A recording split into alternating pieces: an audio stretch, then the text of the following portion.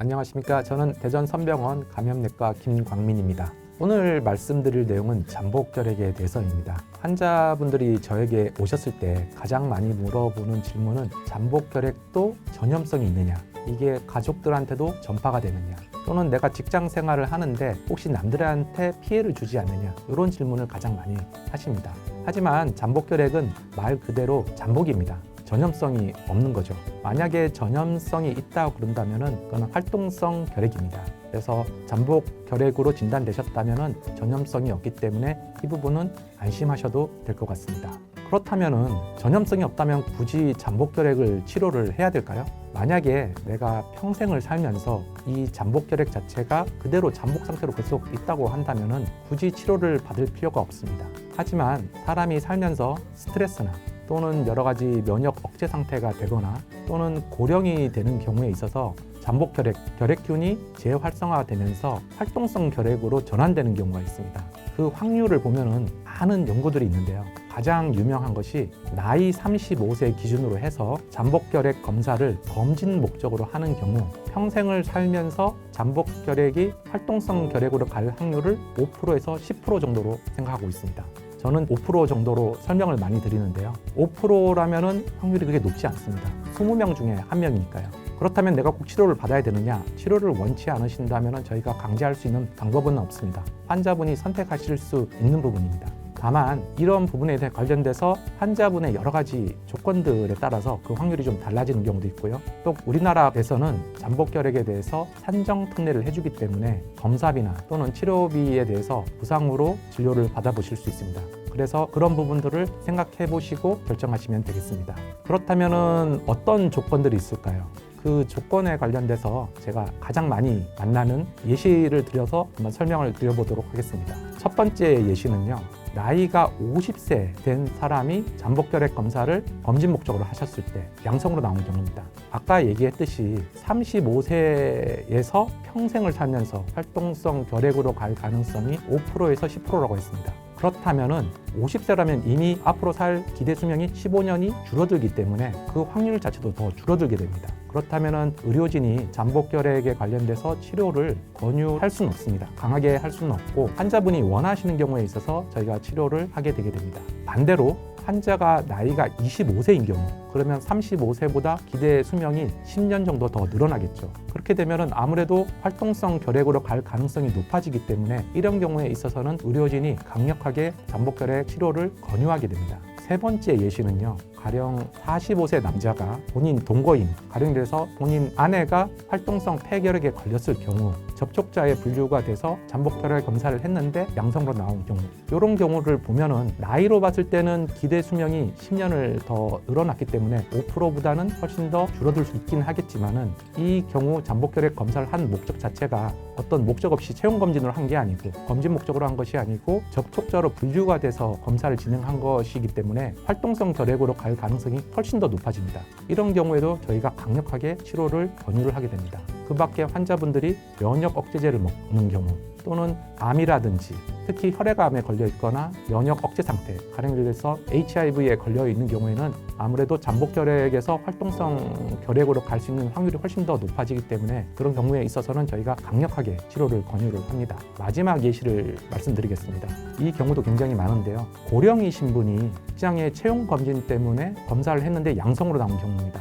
이때 고령이라고 하는 것은 나이가 60세 이상이거든요. 그렇다면 기대 수명으로 봤을 때는 사실 잠복결핵에 대해서 치료를 저희가 권유를 하지 않지만은 아무래도 고령에서 어렵게 구한 직장이다 보니까 직장 내 여러 가지 불이익을 생각하셔가지고 치료를 하시려고 하시는 분들이 있습니다.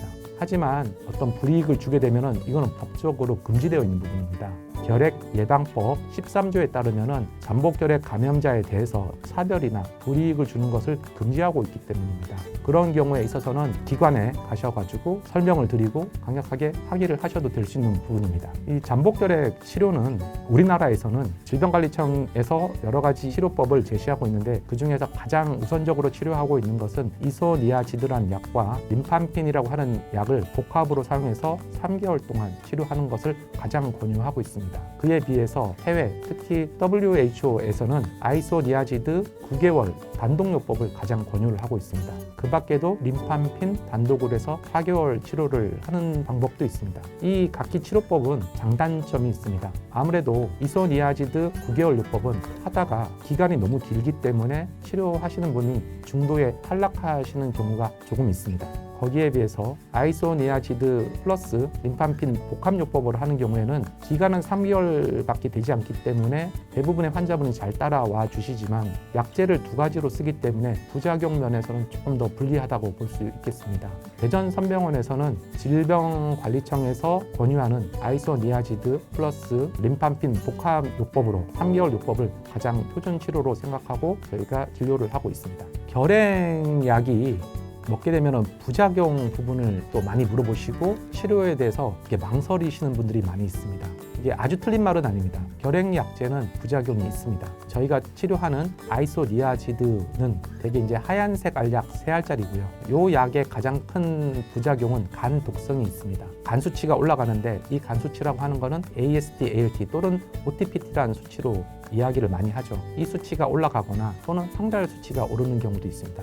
그래서 이 약을 먹게 되는 경우에 있어서는 금주는 필수고요. 또는 확인되지 않은 민간요법 어떤 약제들도 금지를 하고 있습니다. 그 밖에 말초 신경염도 생길 수 있는 걸로 보고되고 있지만은 단기요법이고 또 저희는 비타민 B6, 피리독신을 같이 투여를 하기 때문에 그런 부작용은 잘 보고가 되고 있지는 않습니다. 다음 약제로는 림팜핀이 있습니다. 림팜핀의 가장 큰 부작용이라고 할 수 있는 부분이 우리 몸에 있는 체액을 모두 빨갛게 만듭니다. 대표적인 게 소변이고요. 소변을 보시면 빨갛게 나오고 심하신 분은 땀이라든지 침도 빨갛게 나옵니다.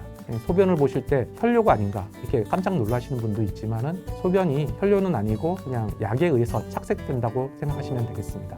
이런 림팜핀은 물론 간 수치도 올리는 경우도 있고요. 혈소판을 낮추는 것도 있고 피부에 여러 병변을 또 만드는 어떤 이런 부작용도 있습니다. 저희는 이 약제를 3개월간 투여를 할 때 3개월치 한꺼번에 드리는 게 아니고 나눠서 드립니다. 그러면서 혈액 검사를 하면서 환자분을 모니터링하면서 약제를 투여하기 때문에 이런 부분은 안심을 하셔도 될 것 같습니다. 다만 혈액 검사에서 나오지 않는 부작용이 있을 수 있습니다. 가령 예를 들어서 열이 난다든지 또는 피로감이 심하다든지 소화불량이 있다든지 또는 피부에 무슨 병변이 생겼다든지 그런 경우에는 저희 병원 외래로 전화를 주시면 충분히 안심하실 수 있도록 상담을 해드리고 필요한 경우에는 재방문하셔가지고 검사를 시행하기 때문에 이 부분은 안심하셔도 될 것 같습니다. 그리고 하나 덧붙여서 말씀드리면은 만약에 내가 간 수치가 높아지거나 아니면 다른 부작용 때문에 치료를 중단하는 경우는 없는지도 이렇게 질문하시는 경우도 많은데요. 사실 중단하는 경우는 아예 없지는 않지만은 아주 드물게 있습니다. 간 수치를 가지고 예를 들어서 말씀드리도록 하겠습니다. 간 수치가 올라가는 경우에 첫 번째는 저희가 간장제를 먼저 투여를 하고요. 그럼에도 불구하고 수치가 올라가게 되면은 단기간 끊는 경우가 있습니다. 단기간 끊었음에도 불구하고 간 수치가 회복이 되지 않는 경우에는 여러 가지 옵션이 있습니다. 그 중에 하나는 아까 말씀드렸던 치료 중단도 하나의 옵션이 될 수 있고요. 또는 아까 얘기했던 복합요법에서 단독요법으로 전환해서 이렇게 치료를 하는 경우도 많이 있습니다. 이 치료를 마쳤으면은 이 잠복혈액 검사는 정상으로 가지 않는가 이렇게 얘기하시는 분들이 많은데 불행하게도 그렇지는 않습니다. 이 잠복혈액 검사는 혈액 검사 또는 피부 반응 검사가 있는데요.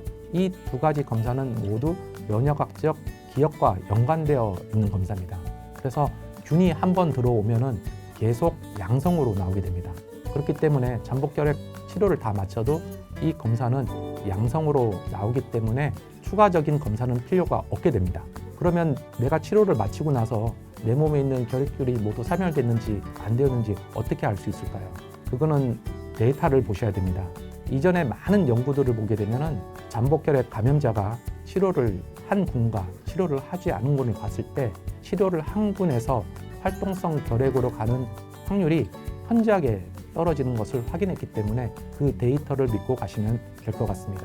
마지막으로 3가지 정도 당부드릴 말씀이 있습니다. 첫 번째는 산정특례에 관련된 부분입니다. 산정특례는 아까 얘기했듯이 국가에서 잠복결핵으로 진단됐을 경우에 검사비나 치료비를 무상으로 해주는 겁니다. 다만 이게 유효기간이 있습니다. 6개월 정도거든요. 그래서 내가 치료를 중간에 하다가 이후에 뭔가 마음에 안 들어서 어떤 이유에서든지 중단을 하셨다가 다시 치료를 하려고 하는 경우 6개월이 초과가 되면은 그때는 다시 자부담으로 치료를 하셔야 됩니다. 그렇기 때문에 치료를 하실 때는 충분하게 상담을 하시고 고민을 하신 다음에 치료를 시작하시면 좋을 것 같습니다. 두 번째는 결핵에 기왕력이 있으신 분입니다. 기왕력이 있으신 분들은 아까 얘기했듯이 잠복혈액 검사 자체가 양성으로 뜹니다. 근데 기관에서 사실 그런 분들은 잠복혈액 검사를 하실 필요가 없죠. 당연히 양성으로 뜨니까요. 그런데 기관에서 그 부분을 여러 가지 실수로 인해서 검사를 하게 되는 경우 잠복혈액 감염자로 분류가 돼서 저한테 오시는 경우가 있습니다. 그런 경우는 진료 전에 충분히 말씀을 주시면 저희가 조치를 취하도록 하겠습니다. 마지막으로 결핵 약제와 관련된 어떤 부작용 때문에 막연한 두려움이 있어가지고 치료를 회피해 하시려고 하시는 분들이 있습니다. 하지만 대전선병원에서는 오랜 기간의 임상 경험과 충분한 숙련된 의료진들 그리고 많은 수의 환자 진료 경험이 있기 때문에 그래서 이제껏 문제없이 치료를 잘 해왔습니다. 그래서 환자분들이 충분히 믿음을 가지고 편안한 마음으로 진료에 임해주셨으면 합니다. 지금까지 긴 영상 봐주셔서 감사하고 지금까지 설명드린 저는 대전선병원의 감염내과 김광민이었습니다.